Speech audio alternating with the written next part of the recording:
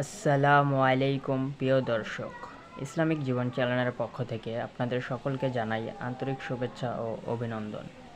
আজ আমরা কথা বলবো বিশ্বাস, ভরসা ও আশা সম্পর্কে। তিনটি বিষয়ই মানব জীবনে অনেক গুরুত্বপূর্ণ ভূমিকা রাখে। নিচে তিনটি সুন্দর ঘটনার মাধ্যমে বিস্তারিত বর্ণনা করা হলো। নাম্বার 1। একদিন সব গ্রামবাসী মিলে সিদ্ধান্ত নিল তারা সবাই মিলে বৃষ্টির জন্য দোয়া করবে। সবাই একটা বড় মাঠে সমবেত হলো। কেবল একটি ছেলে ছাতাসহ এলো। এটাই হলো বিশ্বাস। নাম্বার 2।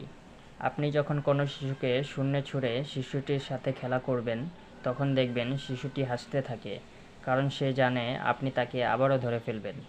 আর এটাকেই বলে ভরসা। নাম্বার 3। প্রতি রাতে আমরা যখন ঘুমাতে যাই, কোনো নিশ্চয়তা নেই আমরা পরের দিন জেগে উঠতে পারবো কিনা, কিন্তু তবুও আমরা পরের দিনের জন্য অ্যালার্ম দিয়ে রাখি। আর এটাকেই বলে আশা। মানব জীবনে এই তিনটি বিষয়ই একটি আরেকটির সাথে সম্পর্কিত।